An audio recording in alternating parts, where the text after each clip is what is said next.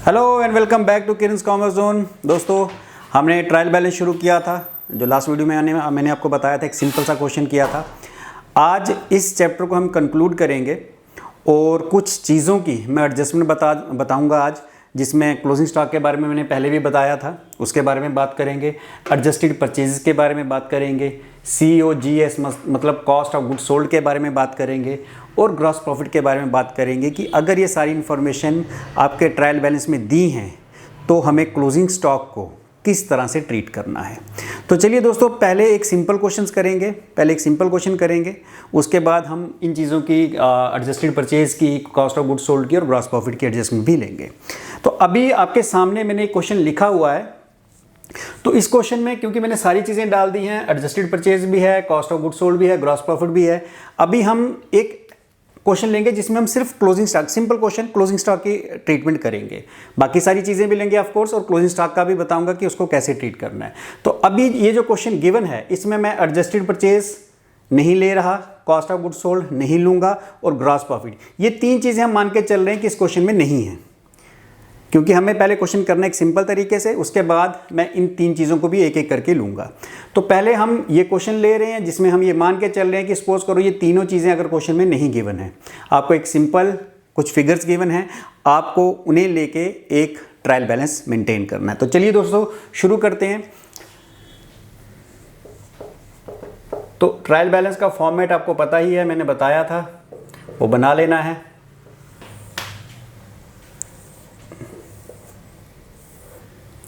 तो serial number यहाँ पे आपको पता ही है, पर्टिकुलर या हेड्स ऑफ अकाउंट लिख सकते हो, यहाँ पे लेजर फोलियो और यहाँ पे डेबिट या और यहाँ पे क्रेडिट। तो जैसे मैंने आपको सिखाया था कि कुछ चीज़ें हमारी डेबिट साइड में आती हैं ट्रायल बैलेंस की, कुछ क्रेडिट साइड में आती हैं। तो वो आप, आई होप आपने सबने वो चीज़ें आपको याद होंगी। अगर किसी को नहीं पता कि कौन सी चीज़ कहाँ पे आएगी, लास्ट वाले वीडियोस देख लो मेरे ट्रायल बैलेंस के ऊपर जो बने हैं, उसमें मैंने सब बताया कि कौन सी चीज़ डेबिट में आती है और कौन सी चीज़ क्रेडिट में आती है। तो सबसे पहले हम बात करेंगे कैपिटल की। तो दोस्तों, आपको पता है हमारी जो कैपिटल है वो क्रेडिट साइड में आती है, तो उसको मैं क्रेडिट कर दूँगा। सेल्स हमारी इनकम है और इनकम्स हमारी हमेशा ही क्रेडिट साइड में आती हैं, तो उसको भी इधर लिख दूंगा 1,50,000। ओपनिंग स्टॉक ये हमारा एसेट है तो डेबिट साइड में आएगा। वेजिस ये हमारी 20,000 है, एक्सपेंस है तो एक्सपेंस हमेशा डेबिट साइड में आते हैं। परचेज हमारा स्टॉक है, एक्सपेंस भी है या फिर एसेट भी कह सकते हो, क्योंकि गुड्स हम परचेज कर रहे हैं तो डेबिट साइड में आएंगी। लैंड 70,000 एसेट है, एसेट डेबिट साइड में आते हैं। तो अभी ये मैं मान के चल रहा हूँ कि एडजस्टेड परचेज में नहीं दी हैं, अभी मैं ये सिंपल क्वेश्चन ले रहा हूँ। इंटरेस्ट रिसीव्ड हमारी इनकम है, रिसीव कर रहे हैं तो क्रेडिट साइड में आ जाएगा। इंटरेस्ट रिसीव्ड 20,000 ये आपका क्रेडिट साइड में आ गया। उसके बाद कॉस्ट ऑफ गुड्स सोल्ड भी मान के चल रहा हूँ कि क्वेश्चन में नहीं है। क्लोजिंग स्टॉक, तो दोस्तों मैंने पहले भी बताया था क्लोजिंग स्टॉक हम अपने ट्रायल बैलेंस में नहीं लेते, और क्यों नहीं लेते वो मैं आपको अभी बताऊंगा। ग्रॉस प्रॉफिट भी हम मान के चल रहे हैं कि नहीं है हमारे पास। सैलरी हमारा एक्सपेंस है। अब कई बार मुझे क्वेश्चंस कमेंट्स में आता है कि सैलरी कैसे पता चला कि एक्सपेंस है। तो जब भी एक्सपेंस होगा तो ज़रूरी नहीं है इसके आगे पेड लिखा हो। सैलरी है, रेंट है, इट मीन्स कि वो एक्सपेंस है, अनलेस कि उसके आगे रिसीव्ड लिखा हो। अगर लिखा है सैलरी रिसीव्ड या रेंट रिसीव्ड, तब वो हमारी इनकम है, अदरवाइज हम उनको एक्सपेंस ही ट्रीट करते हैं। तो एक्सपेंस जितने भी हैं डेबिट साइड में आते हैं। उसके बाद प्रिंटिंग, ये भी हमारा एक्सपेंस है, प्रिंटिंग एंड स्टेशनरी का जो खर्चा होता है ऑफिस में, एक्सपेंस है। उसके बाद रेंट भी हमारा एक्सपेंस है, तो ये भी डेबिट साइड में। अब आप इसका अगर टोटल करोगे तो ये दोनों साइड्स आपकी बराबर आनी चाहिए। तो चलिए करके देख लेते हैं। ये तो सीधा ही 2,20,000 रुपया हो गया टोटल क्रेडिट साइड का। डेबिट साइड का टोटल कर लेते हैं। 30, 20, 50, 50 और 40 90, 90, 70, 160, 180, 190 एंड 30, 220। तो दोनों साइड्स आपकी बराबर आ गई। तो इस तरह से ये तो एक सिंपल क्वेश्चन है। अब इस क्वेश्चन में मुझे मेन क्या बताना था कि मैंने कहा कि जो क्लोजिंग स्टॉक है हमारा वो इसमें नहीं आएगा। ये रहा आपका क्लोजिंग स्टॉक है, तो ये भी हमारा एसेट है, लेकिन मैंने इसमें नहीं लिया। क्यों नहीं लिया उसके बारे में बता रहा हूँ। पहले आप इसका स्क्रीनशॉट ले लें अगर किसी ने लेना है तो।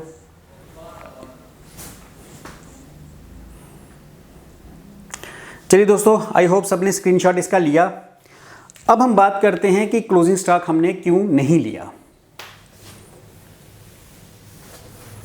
दोस्तों, क्लोजिंग स्टॉक ना लेने का कारण है कि जब हम ये ट्रायल बैलेंस बना लिया हमने, तो इसमें हमने ऑलरेडी क्लोजिंग स्टॉक ले लिया हुआ है। मैं आपको बताता हूँ कैसे। कुछ फिगर्स ले रहा हूँ मैं, जैसे ओपनिंग स्टॉक। ओपनिंग स्टॉक क्या होता है? वो स्टॉक जो हमारे पास पहले से पड़ा हुआ है। हमारे पास है ओपनिंग स्टॉक 30,000 का, राइट।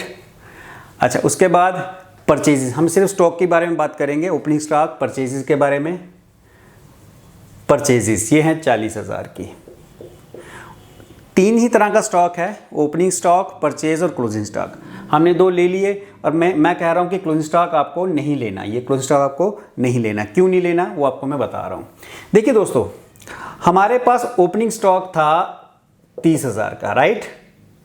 और हमारे पास जो परचेजेस हैं वो हैं 40,000 की। इसका मतलब ये हुआ कि साल भर में या महीने का लगा लो, जब भी आप ट्रायल बैलेंस बना रहे हो, आपके पास टोटल इतना स्टॉक था 70,000 का। अब 70,000 का स्टॉक है, उसमें से मान लो आपने 50,000 का स्टॉक बेच दिया। ये स्टॉक सोल्ड, आपने 50,000 का स्टॉक बेच दिया, तो आपके पास कितना स्टॉक बचा? 20,000। ये स्टॉक आपने बेच दिया। 70,000 का जो टोटल आपके पास स्टॉक था, उसमें से 50,000 का स्टॉक आपने बेच दिया। जो बेच दिया वो तो सेल्स में रिफ्लेक्ट हो जाएगा, सेल्स में आ जाएगा, उसको छोड़ दो। लेकिन अभी मैं कह रहा हूं कि 70 में से 50,000 का स्टॉक आपका बिक गया, तो आपके पास कितना स्टॉक बचा? 20,000। लेकिन ये 20,000 स्टॉक आया कहां से? आपके पास ये दोनों स्टॉक थे, उसी का ये हिस्सा है। आपके पास जो ओपनिंग स्टॉक और परचेज था, टोटल स्टॉक 70,000 का, उसी में से ये 20,000 बचा है। तो ऑलरेडी जब हम 70,000 शो कर चुके हैं, तो ये 20,000 इसमें अलग से शो नहीं करेंगे, क्योंकि ये टोटल स्टॉक इसी में से 20,000 जो हिस्सा है वो आपका बचा हुआ है। तो इसको आपने शो करने की जरूरत नहीं है, क्योंकि ऑलरेडी इसमें इंक्लूडेड है। अगर आप इसको यहाँ पे लिख देते हो तो वो अल्टीमेटली शो करेगा 30 और 40 70 और 20,000 90,000 के। आपके पास टोटल 90,000 का स्टॉक था, जबकि ऐसा कभी था ही नहीं। आपके पास टोटल स्टॉक 70,000 था, जिसमें से 50,000 का स्टॉक आपने बेच दिया, तो 20,000 का बचा हुआ है। अब वो आपको यहाँ लिखने की जरूरत नहीं है, क्योंकि ऑलरेडी वो इसमें इंक्लूड हो चुका है। तो ये एक रीज़न था कि क्लोजिंग स्टॉक आपने क्यों नहीं लेना होता। लेकिन आज मैं कुछ ऐसी चीज़ें भी बता रहा हूँ जिसमें हमें क्लोजिंग स्टॉक को लेना होता है। अभी मैंने कहा कि क्लोजिंग स्टॉक नहीं लेना, क्योंकि क्लोजिंग स्टॉक ऑलरेडी जब ओपनिंग स्टॉक और परचेज आप लिख रहे हो तो उसमें इंक्लूड है। लेकिन कई बार हमें क्लोजिंग स्टॉक को लेना पड़ता है। उसके लिए क्या क्या सिचुएशंस हैं, आज हम उसके बारे में भी बात करेंगे। आई होप ये पार्ट आपको समझ आ गया। तो दोस्तों, अब आपको मैं बताता हूं कि कब हमें क्लोजिंग स्टॉक लेना है। हमेशा ऐसा नहीं होगा कि नहीं लेना। अब हम बात करते हैं सबसे पहले एडजस्टेड परचेज की। बाकी चीज़ें मैं एज इट रहने दे रहा हूँ। मैं ये मान कर चल रहा हूँ कि हमारे पास कॉस्ट ऑफ गुड्स सोल्ड और ग्रॉस प्रॉफिट अभी नहीं है। क्वेश्चन में ये दोनों चीज़ें नहीं हैं। हमारे पास है एडजस्टेड परचेज। जब भी कभी क्वेश्चन में एडजस्टेड परचेज दी हो, तो आपको क्लोजिंग स्टॉक लेना है। तब आपको क्लोजिंग स्टॉक लेना है कब? जब एडजस्टेड परचेज दी हो। अब मैं उसका रीज़न बताता हूँ क्यों। क्योंकि जो हमारी एडजस्टेड परचेज है, एडजस्टेड परचेज वो होती किसके बराबर होती है? वो होता opening stock plus net purchases minus closing stock. हमारी एडजस्टेड परचेज हम कैसे निकालते हैं? Opening stock plus net purchases. दोस्तों, नेट परचेज का मतलब हो गया, यहां पे लिख रहा हूं, नेट परचेज का मतलब परचेज माइनस परचेज रिटर्न।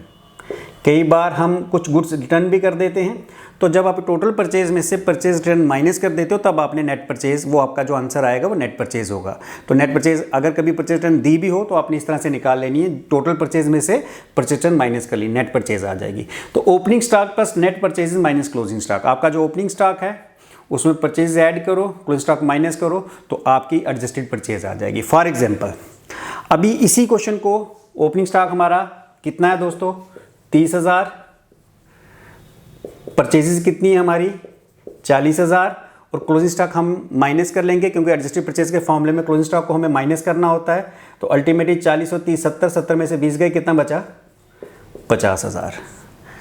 इसका मतलब जब हमें एडजस्टेड परचेज दी है, तो जो हमने टोटल में ओपनिंग स्टॉक और परचेज थी हमारी पास, उसमें से क्लोजिंग स्टॉक हमने माइनस किया हुआ है। इसका मतलब ये जो वैल्यू यहाँ पे एडजस्टेड परचेज की बता रहा है 50,000, उसमें ओपनिंग स्टॉक और परचेज जो टोटल हैं उसमें से क्लोजिंग स्टॉक लेस कर दिया हो, माइनस कर दिया हो। मैंने कहा था हमने क्लोजिंग स्टॉक क्यों नहीं लिखना, क्योंकि जब हम टोटल ओपनिंग स्टॉक और परचेज लिख देते हैं तो क्लोजिंग स्टॉक इसमें इंक्लूड होता है। लेकिन जब हम एडजस्टेड परचेज की बात करते हैं तो उसमें हम क्लोजिंग स्टॉक को माइनस कर देते हैं। इसका मतलब इसमें जब हम इस क्वेश्चन को ऐसे शुरू करें, सपोज करो कि आपको एडजस्टेड परचेज दिया है, तब आपको याद रखना है जब भी आपको एडजस्टेड परचेज दिया होगा, ना आपने ओपनिंग स्टॉक लेना है ना परचेज लेनी है, ना आपने यहाँ से ओपनिंग स्टॉक लेना है ना आपने लेनी है परचेज, क्योंकि ऑलरेडी इसमें एडजस्टेड है। आपने सीधा लेना है एडजस्टेड परचेज, एडजस्टेड परचेज। और क्या है एडजस्टेड परचेज? 50,000। लेकिन अभी मैंने कहा था कि हमें क्लोजिंग स्टॉक क्यों नहीं शो करना होता, क्योंकि ऑलरेडी वो आपके ओपनिंग स्टॉक और परचेज में इंक्लूड होता है। लेकिन यहाँ हमने एडजस्टेड परचेज जब ली है 50,000, उसमें से आप ये देखो कि हम क्लोजिंग स्टॉक माइनस कर चुके हैं। इसका मतलब इसमें क्लोजिंग स्टॉक नहीं है, क्योंकि क्लोजिंग स्टॉक होता तो ये 70,000 की टोटल परचेज थी, ओपनिंग स्टॉक और परचेज मिला के 70,000 बन रहा था, ये 30 एंड परचेज मिला के। लेकिन अब जब हम एडजस्टेड परचेज से शुरू कर रहे हैं तो वो है 50,000, ये मैंने दी है। इट मीन्स आपका ओपनिंग स्टॉक और परचेजेस इसमें आ चुकी हैं 70,000, लेकिन ये शो कर रहा है 50, क्योंकि 20,000 का जो क्लोजिंग स्टॉक बचा था वो हमने माइनस कर दिया हुआ है। तो अब हमें क्लोजिंग स्टॉक को लेना पड़ेगा। क्यों? क्योंकि वो इसमें नहीं है, वो क्लोजिंग स्टॉक जो है इसमें रिफ्लेक्ट नहीं हो रहा, इसमें से क्लोजिंग स्टॉक हमने माइनस कर दिया हो, जो कि ये दिखाया मैंने। तो आपको फिर से इसमें क्लोजिंग स्टॉक लेना पड़ेगा। ना लेने का रीज़न क्या था?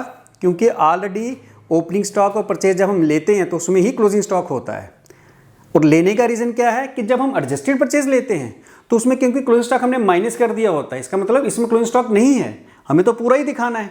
तो इसलिए हमें क्लोजिंग स्टॉक अलग से इसमें डालना पड़ता है, ताकि हम पूरा स्टॉक बता सकें, जितना आपने खरीदा, जितना आपके पास ओपनिंग था, जितना आपने खरीदा और जितना बच गया। और जब एडजस्टेड परचेज आपने दे दी तो इट मीन्स कि आपने क्लोजिंग स्टॉक इसमें नहीं लिया हुआ है, तो आपको वो भी डालना पड़ेगा।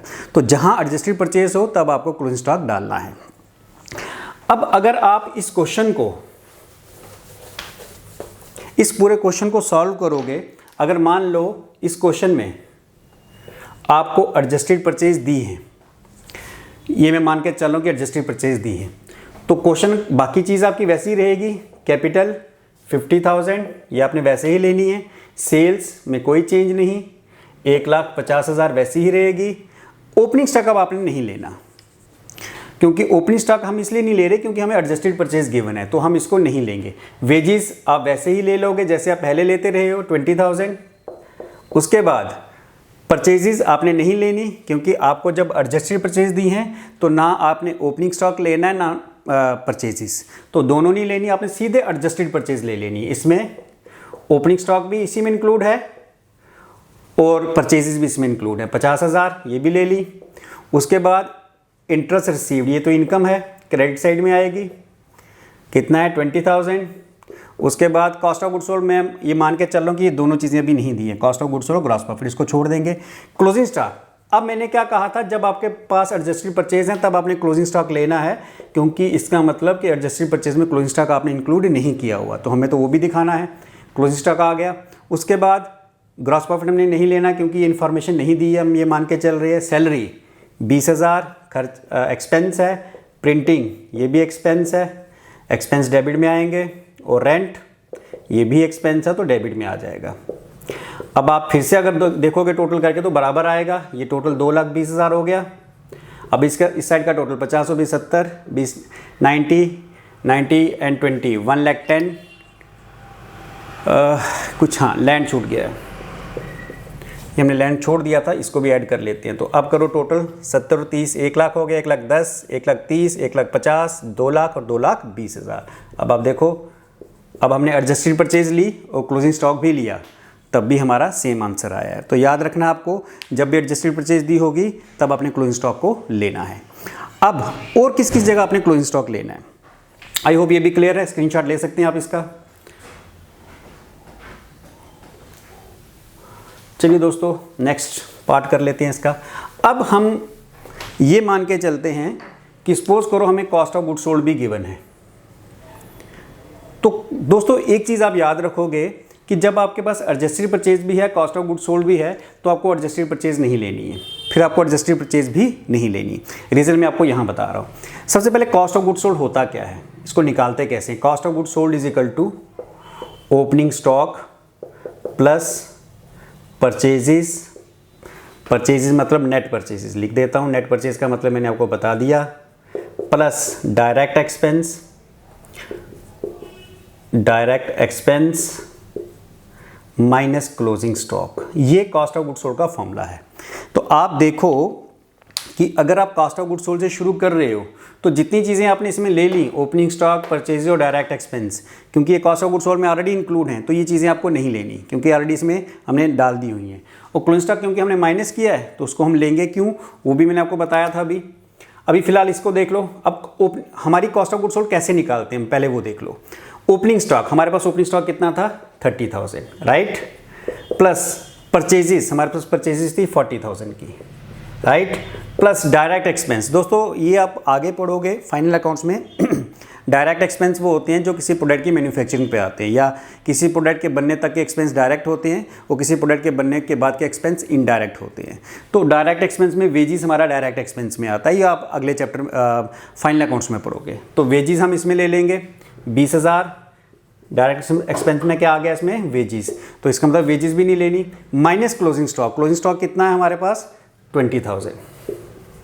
तो दोस्तों जो एडजस्टेड परचेज है और जो कॉस्ट ऑफ गुड्स सोल्ड है इसमें छोटा सा ही फर्क है। फर्क क्या है, एडजस्टेड परचेज में हम लेते हैं ओपनिंग स्टॉक, परचेजेस और क्लोजिंग स्टॉक, लेकिन जब हम कॉस्ट ऑफ गुड्स सोल्ड निकालेंगे तो उसमें opening stock, purchases, closing stock तो लेंगे ही, साथ ही साथ डायरेक्ट एक्सपेंस जिसमें अभी वेजेस हैं हमने वो भी लेनी होती है। तो जब भी कॉस्ट ऑफ गुड्स सोल्ड निकालनी है तो आपने एडजस्टेड परचेज में क्या करना है, उसमें आपने जितने भी ओपनिंग स्टॉक परचेजेस थी उसमें आपने डायरेक्ट एक्सपेंस भी डाल देने, तो आपका कॉस्ट ऑफ गुड्स सोल्ड हो जाएगा। तो कितना कॉस्ट ऑफ गुड्स सोल्ड हुआ 30 और 40 70, 70 और 20 90 में से 20 गए कितना 70,000। तो ये आपके कॉस्ट ऑफ गुड्स सोल्ड है। अगेन यहाँ पे भी देखो दोस्तों, खाली डायरेक्ट एक्सपेंस अगर हम छोड़ दें तो opening stock plus purchase minus closing stock तो इसमें भी आ रहा है। तो मैंने क्यों पिछले केस में क्लोजिंग स्टॉक ऐड किया था, क्योंकि अगेन यहाँ पे हम क्लोजिंग स्टॉक को माइनस कर रहे हैं। तो मुझे तो पूरा ही स्टॉक बताना है, ओपनिंग स्टॉक भी बताना है, परचेज भी बताना है। क्लोजिंग स्टॉक तो मैंने कहा था इसलिए नहीं बताया जाता क्योंकि ओपनिंग स्टॉक को परचेज में ऐड है, लेकिन यहाँ पे तो हम इसको माइनस कर रहे हैं ना, इसका मतलब क्लोजिंग स्टॉक हमने इसमें से निकाल दिए है, तो इसलिए इस केस में भी हमें क्लोजिंग स्टॉक को शो करना पड़ेगा। तो चलिए इस क्वेश्चन को सॉल्व करते हैं। अब अगर आपको इस तरह का क्वेश्चन आ गया, इस तरह का क्वेश्चन आ गया जिसमें आपके पास एडजस्टेड परचेज भी है, मान लो हम इस क्वेश्चन में ये भी है और कॉस्ट ऑफ गुड्स सोल्ड भी है, तो आप याद रखोगे आपने कैपिटल ले ली, बाकी चीज़ें तो लेनी है आपने अपनी जगह 50,000, सेल्स आपने एज इट इज़ ले लेनी है 1,50,000, ओपनिंग स्टॉक। अच्छा, अब जैसे मैंने कहा कि कॉस्ट ऑफ गुड्स सोल्ड में दोस्तों हमने क्या क्या लिया था, opening stock, purchases, direct expense, इसका मतलब ये तीनों चीज़ें नहीं लेनी। तो ओपनिंग स्टॉक अब हम नहीं लेंगे क्योंकि already cost of goods sold हम यहाँ से ले लेंगे जब, तो इसमें ओपनिंग स्टॉक भी आ जाएगा। अच्छा, उसके बाद वेजेस डायरेक्ट एक्सपेंस है, अब हम ये भी नहीं लेंगे क्योंकि हम कॉस्ट ऑफ गुड्स सोल्ड ले रहे हैं, तो इसमें सारी चीज़ें आ गई। हम परचेज भी नहीं लेंगे क्योंकि ये भी कॉस्ट ऑफ गुड्स सोल्ड में आ चुकी है। तो लैंड तो हमारा एसेट है, वो तो हमने लेना है 70,000, लैंड आ गया। उसके बाद एडजस्टेड परचेज, अब हमें एडजस्टेड परचेज भी नहीं लेनी क्योंकि जब हम कॉस्ट ऑफ गुड्स सोल्ड ले रहे हैं ना, तो आप देखो उसमें क्या क्या दिया हुआ, opening stock, purchases, direct expense और क्लोजिंग स्टॉक, तो ऑलरेडी वो इसमें आ चुका है। एडजस्टेड परचेज का भी जो फॉर्मूला हम अप्लाई करते हैं वो भी इसमें इंक्लूड हो चुका है, तो हम एडजस्टेड परचेज भी अब नहीं लेंगे। इंटरेस्ट रिसीव्ड हमारी इनकम है, ये ले लेंगे हम। इंटरेस्ट रिसीव्ड कितना 20,000। कॉस्ट ऑफ गुड्स सोल्ड ये ले लेंगे हम क्योंकि ये हमारा एक्सपेंस है। अब दोस्तों कॉस्ट ऑफ गुड्स सोल्ड का मतलब आपको पता ही होगा, कॉस्ट ऑफ गुड्स सोल्ड का मतलब जो हमने गुड्स बेची उसकी कॉस्ट, ठीक है। जैसे मैंने कहा था कि ओपनिंग स्टॉक प्लस परचेजेस, हमने कहा था कि ओपनिंग स्टॉक आपका, मैं यहाँ पे फिर लिख देता हूँ, ओपनिंग स्टॉक आपका कितना था 30,000 प्लस परचेजेस आपकी थी 40,000 और वेजेस थी आपकी, वेजेस थी 20,000, 40, 30, 70 और 20, 90 माइनस क्लोजिंग स्टॉक। तो क्लोजिंग स्टॉक हमने क्यों माइनस किया, क्लोजिंग स्टॉक था 20,000, हम इसमें क्यों माइनस करते हैं, क्योंकि फॉर्मूला है cost of goods sold. Cost of goods sold का मतलब जो आपने गुड्स बेची उनकी कॉस्ट।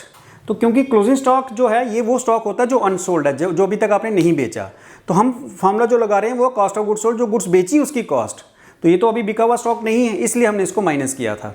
तो कॉस्ट ऑफ गुड्स सोल्ड आपकी आ गई 70,000, तो माइनस किया था। अब इसको क्लोजिंग स्टॉक को हमें ऐड भी करना है, क्यों, स्टॉक तो हमें पूरा ही शो करना है। तो चलिए वो बात, हाँ ये आ गया क्लोजिंग स्टॉक। अब इसको आप ले सकते हो, स्टॉक कौन सा है ये क्लोजिंग। आप इसको ले लो क्योंकि हमने माइनस कर दिया हुआ था। चलिए आगे, ग्रॉस प्रॉफिट हमें नहीं लेना अभी, हम मान के चल रहे हैं कि ग्रॉस प्रॉफिट हमें नहीं गिवन है। सैलरी 20,000, प्रिंटिंग 10,000 और रेंट 30,000। फिर से टोटल कर लो। इंटरसीव्ड हमें हुआ था, इंटरसीव्ड हमारी इनकम है दोस्तों, ये क्रेडिट साइड में लिखना था। चलिए दोस्तों, अब आप इसका टोटल कर लो, ये टोटल हो गया 2,20,000, राइट। अब इसका भी टोटल कर लो, 70,000 70,000, 140, 160, 180, 190 एंड 30, 220, सेम आंसर। तो अब आपने ये याद रखना है दोस्तों कि अगर आपके पास एडजस्टेड परचेज के साथ कॉस्ट ऑफ गुड सोल्ड भी क्वेश्चन में गिवन है तो आपको एडजस्टेड परचेज नहीं लेनी है, सीधे कॉस्ट ऑफ गुड सोल्ड से शुरू करोगे और एडजस्टेड परचेज आप छोड़ दोगे क्योंकि already cost of good sold में ये इंक्लूड होती है। तो दो चीज़ें मैंने सिखा दी। अब हम बात करते हैं कि अगर आपके पास ग्रॉस प्रॉफिट गिवन होगा,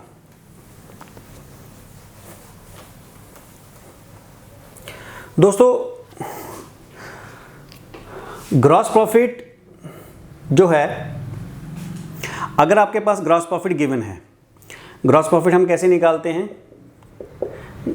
आपको ग्रॉस प्रॉफिट निकालने का मैं पहले फॉर्मूला बता दूं। ग्रॉस प्रॉफिट निकालने का फॉर्मूला है net sales minus cost of good sold. कि नेट सेल जो आपकी है, नेट सेल का मतलब सेल्स माइनस सेल्स टर्न, अगर नेट सेल में से cost of good sold minus करोगे तो ग्रॉस प्रॉफिट आ जाएगा। इट मीन्स अब आपने क्या क्या नहीं लेना। अब आपने जब आप ग्रॉस प्रॉफिट से शुरू कर रहे हो तो आपने ना सेल लेनी है, और कॉस्ट ऑफ गुड सोल्ड में मैंने अभी बताया क्या क्या चीज़ें आई हैं, opening stock plus purchases plus direct expense minus closing stock, तो वो भी नहीं लेना। हाँ, क्योंकि कॉस्ट ऑफ गुड सोल्ड में क्लोजिंग स्टॉक इसमें आ चुका है। जब हम ग्रॉस प्रॉफिट निकालते हैं तो सेल्स में से cost of good sold minus करते हैं, तो कॉस्ट ऑफ गुड सोल्ड में आपका क्लोजिंग स्टॉक भी इंक्लूड होता है, माइनस किया होता है, तो हमें उसको दोबारा से फिर से ऐड करना पड़ेगा। तो मैं ये सिर्फ ये इस क्वेश्चन में सिर्फ हम इस एक ही चीज़ पे बात कर रहे हैं कि कब आपको क्लोजिंग स्टॉक इसमें लेना है। तो अगर आपको ग्रॉस प्रॉफिट से क्वेश्चन गिवन दिया है तो आपको फिर क्लोजिंग स्टॉक लेना पड़ेगा, क्योंकि ग्रॉस प्रॉफिट निकालने का formula net cell minus cost of good sold है, और कॉस्ट ऑफ गुड सोल्ड में हमने क्लोजिंग स्टॉक को माइनस किया होता है, तो हम उसको दोबारा से ऐड करेंगे। तो चलिए दोस्तों, सबसे पहले कैपिटल आपकी सेम रहेगी, कितनी है 50,000। उसके बाद अब देखो दोस्तों, सेल्स भी नहीं लेनी, क्योंकि जब हम ग्रॉस प्रॉफिट ले रहे हैं, यहाँ से हम ग्रॉस प्रॉफिट लेंगे, अगर मान लो ग्रॉस प्रॉफिट अब दिया है, जब हम ग्रॉस प्रॉफिट ले रहे हैं तो इसमें सेल्स आ रही है, जो चीज़ें इसमें आ रही हैं, जैसे सेल आ गई, कॉस्ट ऑफ गुड सोल्ड में opening stock, purchases, direct expense और क्लोजिंग स्टॉक आ गई, ये नहीं लेने। उल्टा क्लोजिंग स्टॉक लेना है, क्यों नहीं लेना, मैंने पहले भी बताया आपको। चलिए दोस्तों, सेल्स नहीं लेंगे, ओपनिंग स्टॉक नहीं लेंगे, वेजेस नहीं लेंगे, परचेजेस नहीं लेंगे, क्योंकि already cost of good sold में ये सारी चीज़ें हैं। लैंड हमारा 70,000 है, ये ले लिया हमने। एडजस्टेड परचेज नहीं लेंगे क्योंकि हम कॉस्ट ऑफ गुड से ग्रॉस प्रॉफिट ले रहे हैं। इंटरेस्ट रिसीव्ड, ये हमारी इनकम है, तो इनकम तो क्रेडिट साइड में आएगी 20,000। उसके बाद कॉस्ट ऑफ गुड सोल्ड ये नहीं लेंगे। अब दोस्तों एक चीज़ और बता दूं कि अगर क्वेश्चन में ये तीनों ही चीज़ें गिवन है, एडजस्टेड परचेज भी है, कॉस्ट ऑफ गुड सोल्ड भी है और ग्रॉस प्रॉफिट भी है, आपने सीधा ग्रॉस प्रॉफिट से शुरू करना है, क्योंकि ग्रॉस पहले निकलती है एडजस्टेड परचेज, उसके बाद बनती है कॉस्ट ऑफ गुड सोल्ड, उसके बाद जब हम ग्रॉस प्रॉफिट लेते हैं तो सेल्स में से कॉस्ट ऑफ गुड सोल्ड भी माइनस कर लेते हैं। तो इसलिए जब आप ग्रॉस प्रॉफिट से शुरू करोगे तो ना आपने एडजस्टेड परचेज लेनी है, ना आपने कॉस्ट ऑफ गुड सोल्ड, क्योंकि ये सारी चीज़ें इस ग्रॉस प्रॉफिट में इंक्लूड हो चुकी हैं, क्योंकि फॉर्मूला मैंने बता दिया, net sales minus cost of good sold. तो कॉस्ट ऑफ गुड सोल्ड में आपकी ओपनिंग स्टॉक भी आ गया, परचेजेस भी आ गई, वेजेस भी आ गए, क्लोजिंग स्टॉक भी आ गया। चलिए दोस्तों, तो इंटरेस्ट रिसीव्ड आ गया, उसके बाद कॉस्ट ऑफ गुड सोल्ड ये तो हमने लेनी नहीं है। क्लोजिंग स्टॉक ये मैंने कहा था लेना है, क्यों, क्योंकि कॉस्ट ऑफ गुड सोल्ड निकालते वक्त हम इसको माइनस कर चुके हैं, तो इसको दोबारा से हम ऐड कर लेंगे। कॉस्ट ऑफ गुड सोल्ड ले लिया। ग्रॉस प्रॉफिट हमारा प्रॉफिट है तो क्रेडिट साइड में आ जाएगा। उसके बाद सैलरी हमारा एक्सपेंस है तो डेबिट साइड में आ जाएगा 20,000। उसके बाद प्रिंटिंग है, ये भी हमारा एक्सपेंस है 10,000, डेबिट साइड में आ जाएगा। और रेंट ये भी एक्सपेंस है। तो चलिए दोस्तों, फिर से इसका टोटल कर लेते हैं। 80 एंड 20 1,50,000। अब इसका टोटल कर लो, 70 और 20 90 और 20 1,10,000, 1,20,000 और 30 1,50,000। तो दोनों साइड्स बराबर, इसका मतलब आपका आंसर सही है। तो आज का जो टॉपिक था उसमें हमने सीखा कि क्लोजिंग स्टॉक की ट्रीटमेंट, कि क्लोजिंग स्टॉक कब लेना है और कब नहीं लेना। तो तीन चीज़ें हैं, जब भी तीन चीज़ें गिवन होंगी आपको क्लोजिंग स्टॉक लेना है और अगर ये 3 चीज़ें नहीं है तब आपको क्लोजिंग स्टॉक नहीं लेना। फॉर एग्जांपल, जब आपके पास एडजस्टेड परचेज होगी, जब आपके पास कॉस्ट ऑफ गुड्स सोल्ड और जब ग्रॉस प्रॉफिट गिवन होगा तो आपने क्लोजिंग स्टॉक लेना है, और अगर ये तीनों चीज़ें नहीं है तब आपने क्लोजिंग स्टॉक को नहीं लेना। तो और एक चीज़ इसमें भी आपको कन्फ्यूजन रहेगा कि अगर मान लो ये तीनों चीज़ें गिवन है, एडजस्टेड परचेज भी गिवन है, कॉस्ट ऑफ गुड्स सोल्ड भी और ग्रॉस प्रॉफिट भी, तब आपने इन दोनों को इग्नोर करना है, आपने सीधा ग्रॉस प्रॉफिट से ही शुरू करना है। ना आपने एडजस्टेड परचेज लेनी है ना cost of goods sold, gross profit से शुरू करोगे और उसको ग्रॉस प्रॉफिट को लेके अपने क्वेश्चन सॉल्व करना है। और ग्रॉस प्रॉफिट भी जब आप ले रहे हो तो आपको पता है कि ग्रॉस प्रॉफिट का फॉर्मूला क्या है, sales minus cost of goods sold. तो ना आपने सेल्स लेनी है, और कॉस्ट ऑफ गुड्स सोल्ड में भी जो जो चीज़ें आती हैं जैसे ओपनिंग स्टॉक, परचेजेस, वेजेस और क्लोजिंग स्टॉक, ये आपने नहीं लेनी। हाँ, उल्टा क्लोजिंग स्टॉक को आपने ज़रूर ऐड कर लेना है क्योंकि आपने कॉस्ट ऑफ गुड्स सोल्ड में उसको माइनस कर दिया था। तो ये था आज का टॉपिक, आज हम इसको ख़त्म कर रहे हैं। नेक्स्ट वीडियो में मैं आपको MCQs लेके आऊँगा, उसके लिए आप तैयार रहें। थैंक यू, और फॉलो करें मुझे इंस्टाग्राम पे, फेसबुक पे, और व्हाट्सएप नंबर भी आपको डिस्क्रिप्शन बॉक्स में मिलेगा। थैंक यू दोस्तों, थैंक यू।